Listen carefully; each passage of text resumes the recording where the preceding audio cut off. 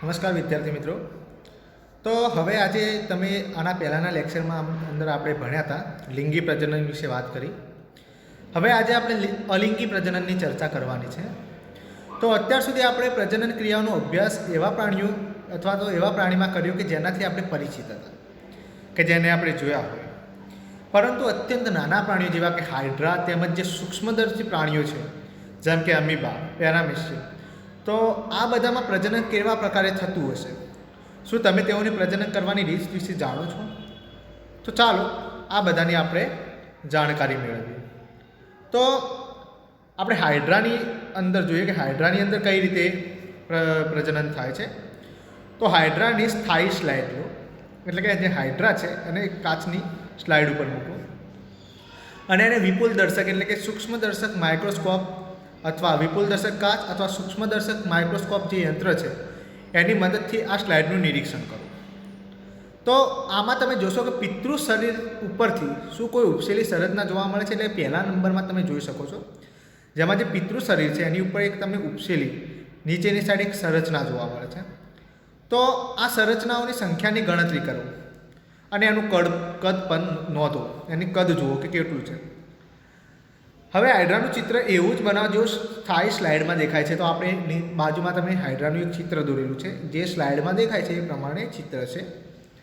આ ચિત્રની સરખામણી આકૃતિ 9.11માં ચિત્ર સાથે કરવાનું, એટલે કે આ પણ એક વિપુલદર્શક યંત્રની મદદથી જ લેવામાં આવેલી જે ચિત્ર છે। તો હવે આ પ્રત્યેક હાઇડ્રામાં એક કે એકથી વધુ આવે ઉપસેલા અલગ અલગ ભાગો જોવા મળે છે। હવે આ જે ઉપસેલી જે સંરચના છે, આ ઉપસેલી જે રચના છે નીચેના સાઈડ તમે જોઈ શકો છો, એનો ધીમે ધીમે વિકાસ થાય છે અને એ વિકાસ પામતો નવો સજીવ છે જેને આપણે કલિકા કહીએ છીએ। યાદ કરો કે ઈસ્ટમાં પણ કલિકા જોવા મળે છે।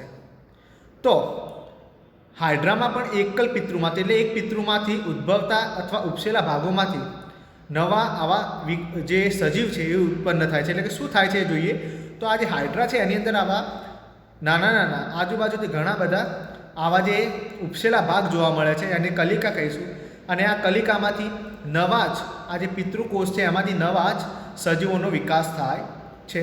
તો આવા પ્રજનનમાં એક જ પિતૃમાંથી નવો સજીવ ઉત્પન્ન થાય છે, એને અલિંગી પ્રજનન કહે છે। કારણ કે જુઓ, નર અને માદા બંનેના જે કોષોનો સંયુગ્મન થાય અને પછી જો પ્રજનન દ્વારા જો નવો સજીવ રચાતો હોય તો એને તો આપણે લિંગી પ્રજનન કહેતા હતા, પરંતુ અલિંગી જેમાં બીજા લિંગની કોઈ જરૂર નથી, પિતૃકોષોમાંથી જ નવો સજીવ ઉત્પન્ન થયો, તો આવા જે બધા સજીવો છે એને આપણે અલિંગી પ્રજનન કરતા સજીવો કહીએ છીએ। હાઇડ્રાના કલિકામાંથી નવો સજીવ ઉદ્ભવે છે, તો આવા પ્રજનનને કલિકા સર્જન કહીએ છીએ। હવે આગળ આપણે વાત કરીએ તો અલિંગી પ્રજનનની અન્ય પદ્ધતિઓમાં આપણે બીજી કોઈ પદ્ધતિ તો અમીબામાં જોવા મળે છે। તો ચાલો જોઈએ કઈ રીતે। તમે અમીબાની રચના વિશે અભ્યાસ કરી ચૂક્યા છો આગળના ધોરણોમાં, જેનો આકાર કોઈ ચોક્કસ હોતો નથી, બરાબર, ગમે તે આકારે બદલી શકે છે। અને બીજું કે આ જે અમીબા છે એક કોષી સજીવ છે, બહુ કોષોનો બનેલો નથી, એક જ કોષી છે। એમાં કોષ કેન્દ્રના જે બાજુમાં તમે જુઓ તો પહેલા આકૃતિમાં ફક્ત એક જ કોષ કેન્દ્ર છે, જ્યારે બીજા આકૃતિમાં તમે જોઈ શકો છો કે તેમાં કોષ કેન્દ્ર બે ભાગોમાં વિભાજનથી પ્રજનનની ક્રિયાની શરૂઆત થઈ જાય છે। એ જે એક કોષ કેન્દ્ર હતું એ હવે બે ભાગોમાં વિભાજન પામે છે અને એનાથી એની પ્રજનનની ક્રિયા શરૂ થાય છે।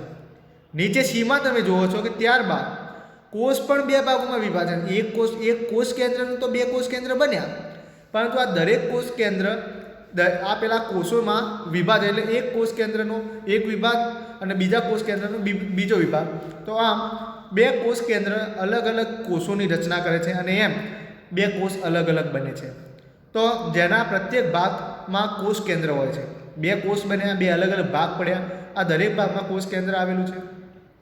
હવે છેલ્લે તમે જુઓ કે આના પરિણામ સ્વરૂપે શું થાય છે, તો એક જ પિતૃકોષમાંથી બે અમીબા બની જાય, એક જ અમીબામાંથી બે અમીબા બને છે। અને આવા પ્રકારના જે અલિંગી પ્રજનન કે જેમાં સજીવ વિભાજિત થઈને બે સંતતિ ઉત્પન્ન કરે છે તેને દ્વિભાજન કહે છે। એક જ સજીવમાંથી એના જેવો જ બીજો સજીવ ઉત્પન્ન થાય છે અને બંને એક જ જેવા દેખાય છે, તો એને આપણે દ્વિભાજન કહીએ છીએ, બાઇનરી ફિશન। તો કલિકા સર્જન તેમજ વિભાજન સિવાય કેટલાક અન્ય પ્રકારો છે જેની મદદથી એક જ પિતૃમાંથી સંતતિ પેદા થાય છે।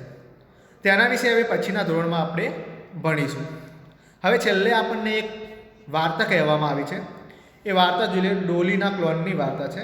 તો કોઈ સમાન કોષ કોઈ અન્ય જીવંત ભાગ કે સંપૂર્ણ સજીવને કૃત્રિમ રીતે ઉત્પન્ન કરવાની જે ક્રિયા છે એને ક્લોનિંગ કહે. ક્લોન એટલે પિક્ચરોમાં તમે પણ સાંભળ્યું હોય છે, ઘણી બધી ફિલ્મની અંદર ક્લોનની વાર્તા થાય છે. ક્લોન એટલે એના જીવન જેવું બીજી વસ્તુ બનાવવી અથવા એના જીવન જેવો નવો સજીવ ઉત્પન્ન કરવો, એને ક્લોન કહેવામાં આવે છે. કોઈ પ્રાણીનું સફળતાપૂર્વક ક્લોનિંગ સર્વપ્રથમ ઇયાન વિલ્ટમન, ફરીથી ધ્યાન રાખજો, કોઈ પણ પ્રાણીનું સફળતાપૂર્વક જે ક્લોનિંગ છે એ સર્વપ્રથમ ઇયાન વિલ્મટ અને તેના સહયોગીએ સ્કોટલેન્ડમાં એડિનબર્ગ ખાતે આવેલા રોઝલિન ઇન્સ્ટિટ્યૂટમાં કર્યું હતું. તેઓએ એક ઘેટાનું ક્લોન કર્યું. સૌથી પહેલું જે ક્લોન હતું એ ઘેટાનું બનાવવામાં આવ્યું હતું, જેનું નામ ડોલી રાખવામાં આવ્યું હતું. ડોલીનો જન્મ 5 જુલાઈ 1996માં થયો હતો અને આ ક્લોન થયેલું પહેલું સસ્તન પ્રાણી હતું, એટલે કે ક્લોનિંગ કરવામાં આવ્યું હતું. હવે તમે ઉપર જોઈ શકો છો, પહેલામાં ફિન ડોર્સેટ ઘેટું છે આપેલું છે, એના પછી સ્કોટિક બ્લેક ફેસ, જેનું એનું નામ પ્રમાણે એનો ગુણ છે કે બ્લેક ફેસ એટલે એનું કાળું ફેસ છે. અને બંનેના જે ક્લોન કરીને બનાવવામાં આવેલું જે છે ઘેટું, એનું નામ છે ડોલી. હવે આ ડોલીનું ક્લોનિંગ કરતી વખતે ફિન ડોર્સેટ નામની જે માદા છે, પહેલા નંબરમાં એમાં તમે જોઈ શકો છો, એ ફિન ડોર્સેટ નામની માદા છે. એની સ્તન ગ્રંથિમાંથી એક કોષ એકત્રિત કરવામાં આવ્યો. એની સ્તન ગ્રંથિમાંથી એક કોષ લેવામાં આવ્યો અને એ જ સમયે જે બ્લેક ફેસ ઈવ છે એના અંડકોષમાંથી પણ એક અંડકોષ એકત્રિત કરવામાં આવ્યો. હવે આ અંડકોષમાંથી કોષ કેન્દ્ર દૂર કરી દીધું, બરાબર. આ અંડકોષમાંથી કોષ કેન્દ્ર દૂર કરી અને એના બાદ જે ફિન ડોર્સેટ જે ઘેટું હતું એની સ્તન ગ્રંથિમાંથી જે કોષ લેવામાં આવ્યો હતો, એનું જે કોષ કેન્દ્ર હતું એ પેલા જે સ્કોટિક બ્લેક ફેસ જે મેલ છે, જે પુરુષ છે, એના અંદર દાખલ કરવામાં આવ્યું, બરાબર. હવે આ અંડકોષનો વિકાસ થવા લાગ્યો. હવે ડોલીનો જન્મ થયો. ત્યારબાદ શું થયું, તો હવે ડોલીનો જન્મ થયો. સ્કોટિક બ્લેક ફેસિવ ડોલીને જન્મ આપ્યો હતો, પરંતુ ડોલી ફિન ડોર્સેટ ઘેટા જેવી દેખાતી હતી. કોના જેવી દેખાતી હતી? ફિન ડોર્સેટ જે ઘેટું છે એના જેવી દેખાતી હતી.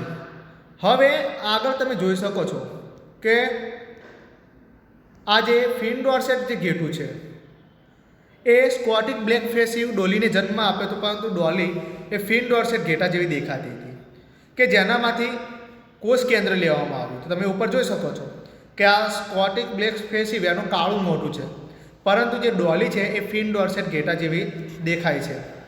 હવે તમે